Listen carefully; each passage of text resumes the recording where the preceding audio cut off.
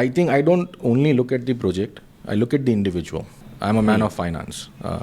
I can look into balance sheets and I can easily say whether the business is successful, how long would it take the business to survive or die. That's my core competency. But basically I value on the IC, which is the integrity, the ethics and the character of a person. You will see I'm into EV, I'm into real estate, I'm into manufacturing, I'm into cryptos, I'm into forex, I'm into gold. The people who fail are the people who know what wrong they have done in the things. Now again, if they have the right integrity, ethics and character, everybody fails in business. And that's how you take your risk and reward, right? I've invested into companies which are basically traditional businesses where I know that the product is going to be sold, I can make money out of it. See, at the end of the day, for me, it's making money, nothing else. The confidence should not be on the valuation. The confidence should be on the profits. Most of the startups go on the valuation. Every 10 to 15 years, there is a trend. You need to understand that trend. You need to understand the product that is giving you the maximum output.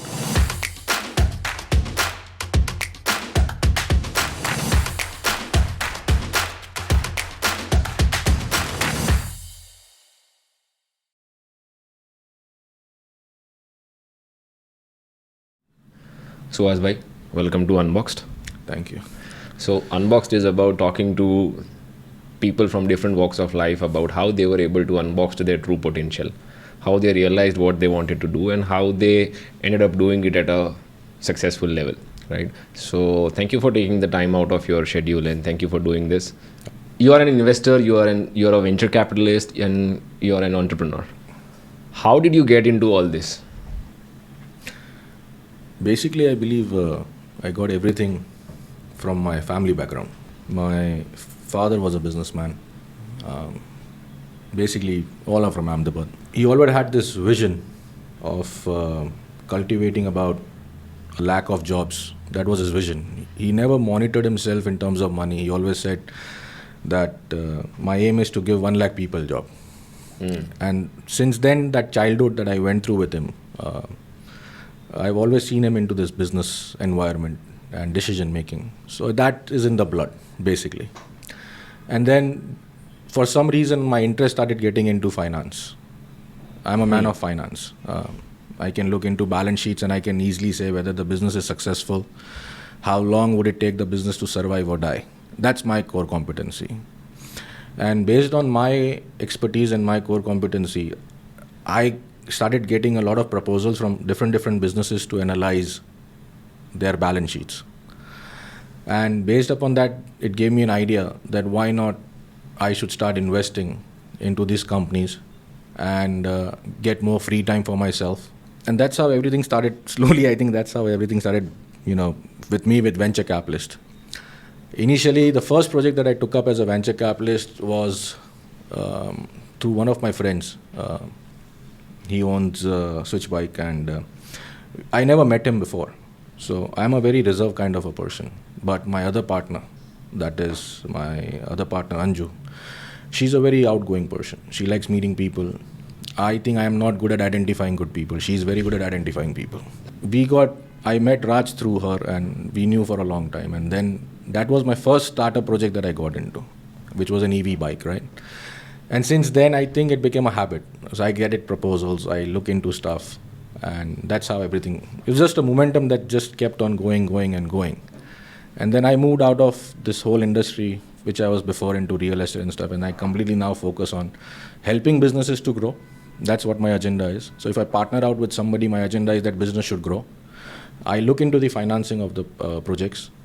If there is anything that comes to my notice, which is beyond the ethics of business, I let my partners know, and based upon that I've been able to build my credibility and goodwill with all my partners, and that's how I've got into venture capitalist or my angel broking stuff. So when you say you received a lot of proposals and you studied a lot of businesses, what sort of sectors or industries were they? See, basically I get proposals from every sector. If you look at my portfolio right now on my website, you will see I'm into EV, I'm into real estate, I'm into manufacturing, I'm into cryptos, I'm into forex, I'm into gold. So I have a multiple portfolio. I think I don't only look at the project, I look at the individual. But basically I value on the IC, which is the integrity, the ethics and the character of a person. So before I invest into anyone, I know that person for 2-3 years. I don't just invest into him. He will come to me, I'll speak to him. I try to create a relationship bond with him. And based upon my understanding and then how he runs the business, I then invest into it. Also, one of my other thing that I believe is that I invest into a lot of failure people. Okay. I like people who fail. The people who fail are the people who know what wrong they have done in the things. Now again, if they have the right integrity, ethics and character, everybody fails in business. And that's how you take your risk and reward, right? So if you fail in a business and you come to me and you say, listen, I was into this business, I know what I went wrong, I know what I should have done right, but I could not do it because of the lack of financing, because most of the businesses die because of financing. That is when I get into that business. Okay, you know what you're doing, you know what the failure is, you've seen the bad part of the business, so you know how important it is to survive in a business. That gives me more confidence in a person than a person who is just hyped up, who just wants to start off an idea and he just wants to get the funds. I stay away from those kind of startups. I would rather invest into a startup that has failed, right? And who knows that he's failed because of these reasons. And now he wants to get it back on track. And then you help them turn it around. Then I help them turn it around with my expertise and my goodwill. But this is such a counterintuitive approach towards investing, because investing, usually people say that grab onto the opportunities that you get. I am the opposite. If you start investing into a company, I start exiting from that company. That's what I believe. You don't want to follow the trend. You want to create trends? We want to create trends. We all have seen our bad days in life, in business. I have also seen a few worse years of my life. And I do believe that if a person is very thoughtful of how his failures took place and he's ready to come back, make a comeback, he can. He surely can, depending upon he keeps his integrity, ethics and trust and character. How difficult or easy it is for you to observe a failed company? Because it's difficult. It's really difficult. I want to know how you help them to turn it around. Like, what are the things that you do to turn it around? So let's say, for example, I would say this way. Let's say if a person is into a business, he comes to me, he says, I've been into manufacturing and I have the experience of this. I lost because of these reasons. This is where I did wrong. This is where I did right. Those analyses help me to first identify the person, whether he's right or wrong. Because numbers never go wrong, first of all. So if you're talking to me on numbers, on a balance sheet which is there, right? And you're trying to tell me that because of these numbers, it did not work. But if the balance sheet says otherwise, it makes it easier for me saying that I can't trust this guy because he's not opening up with me, right? So it's about the choices they made. Yes, it's about the choices, where they use the funds. If I see a startup or if I see a business where he's used the funds other than the business in other things, for his personal motives, for his personal gains, for his agendas, I stay away from those projects. Because I believe that those kind of startups can really hurt the investors in the long run, right? You want the money to be put where the money has to go. It cannot get exited, right? You have to develop that business first. Once you develop the business and once you come to a point of profitability, right? That is where then you can decide because my thought is like this. If an investor is investing money into my company, I'm making profits. I have a stakeholder making profits. And I'm making a good amount of reasonable profits, but I'm going and buying an expensive car. Who owns that car? Is it me? No. It's the stakeholder's money at the end of the day that helped me to buy that car, and he is a part owner of that car, right? So I stay away from where I see a big expenses coming in, unless until we are that successful that we don't know where we have to spend the money, right? But then it's a different ballgame. It's a different ballgame. Secondly, one more thing is that I look at how hardworking and smart working the guy is. How many hours does he put in? So is it fair to assume that you don't invest in an idea or a product, but you invest in the entrepreneur? Yes. The founder? Yes. Product is secondary for me. It's not the primary for me. If you look at my portfolio, you won't have very unique products in it. But the ones that you will have, at the end of the day, it has to make profits, right? If you don't make profits, you're just getting your expenses go high and your balance sheets are not actually getting into profits. How long would you sustain? You won't. So It's okay if you make small profits, but it has to make a profit. That's what my philosophy is. It could be 50,000, but has to make a profit. There is this conversation around that sacrifice short-term, make short-term expenses for the long-term growth, right? If you have to spend X amount of money right now for the projection of growth, it is okay that you get the growth after 2 years or 3 years down the line. But it is important to project it in a certain way. Do you agree with this philosophy? Again, depends upon the product, depends upon the entrepreneur, right? So let's say if I give my own example, I have the switch bike, for example, which I've invested into. It's a product which has the capacity to go on an international level, right? You promote it on an international level, you spend after it. I do get the point, right? And on the other side, the entrepreneur who runs it is also a person who makes sure that there are profits in the company. He's not just spending it because he has to spend it, right? On the other side, I have a project which is a simple PP woven bags project. It's a factory manufacturing, which is not right now on an international level. Now, do I need to spend that kind of money behind it? I don't.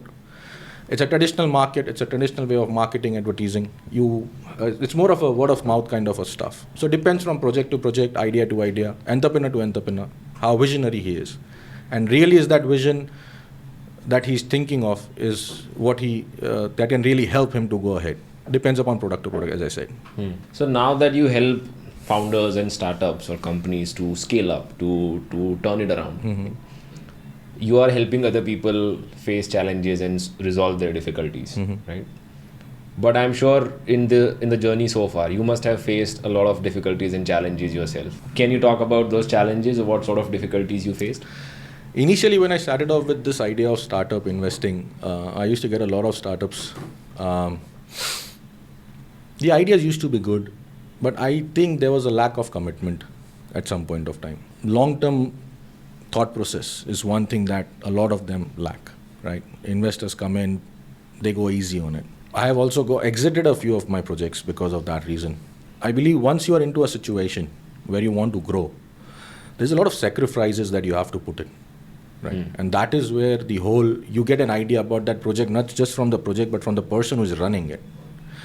I believe I believe if I have a project on the line, I will work for the project from 8 in the morning till night 2, right? I'll put my whole efforts after it. I'll sacrifice what I have to sacrifice for my family, okay? But for me at that point of time, it's going to be the success of the project, nothing else. Most of the startups lack that commitment, right? Once the funding comes in, the confidence comes in. I believe the confidence is not right now, the confidence should not be on the valuation. The confidence should be on the profits. Most of the startups go on the valuation. We want to just grow the valuation and exit. But then what? You are still answerable to retail investors, right?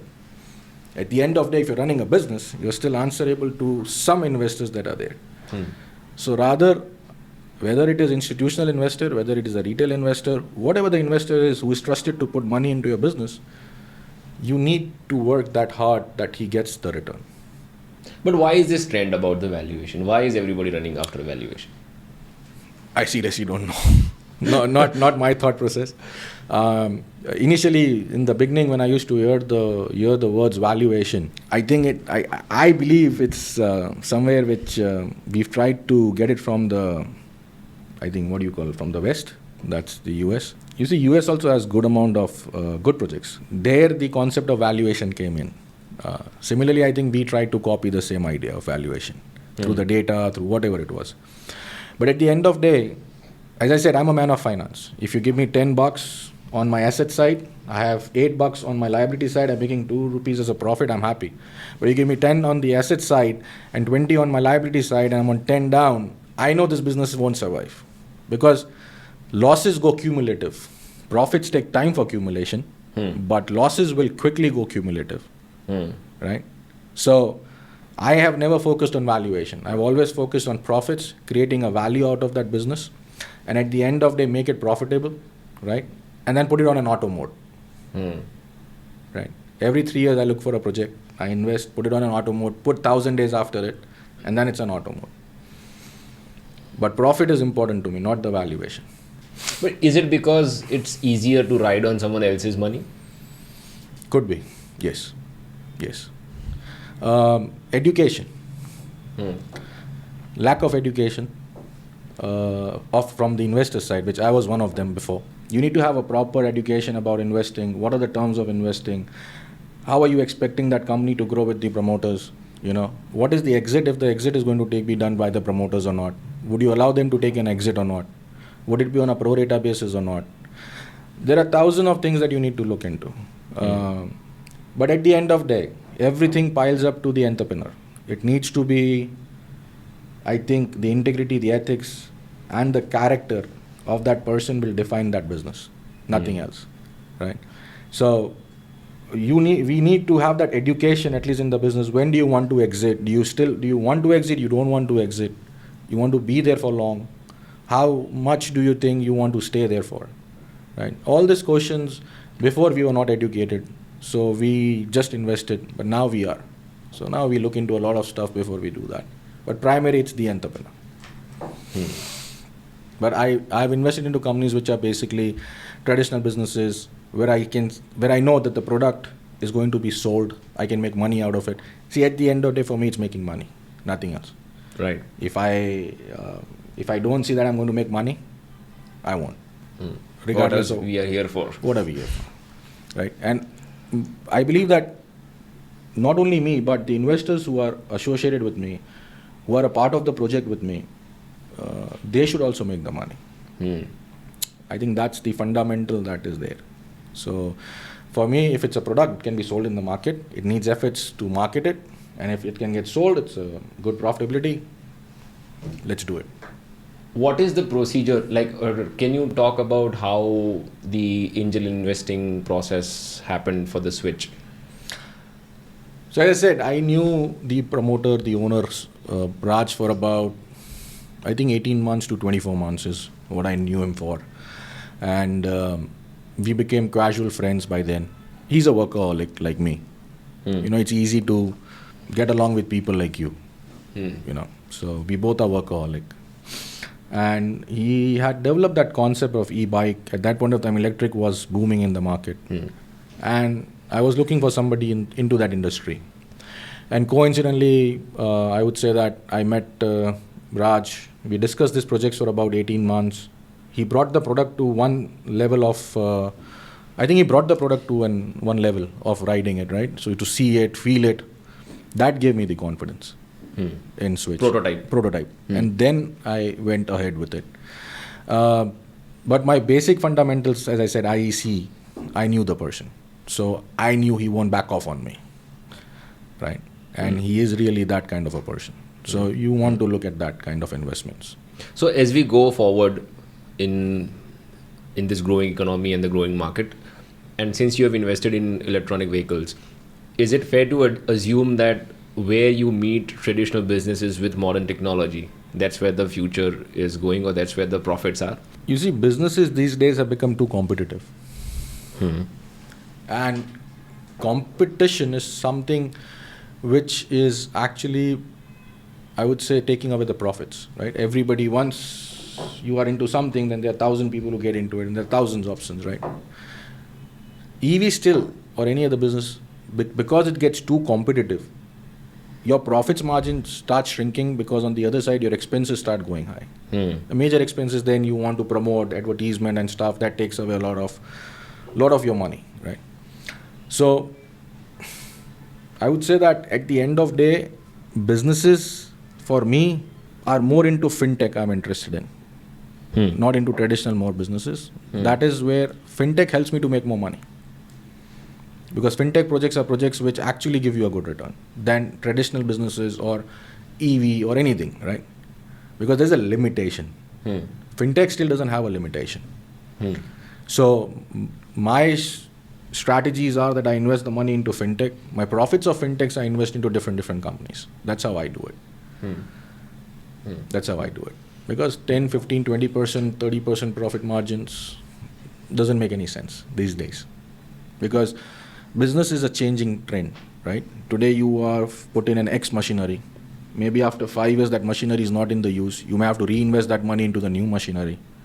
right? So it's an ongoing process. Your money is going to be inside that whole thing all the time, regardless of whatever. Even if it's EV, tomorrow there are things in EV may change, technology may change, Yeah. a lot of things may come different.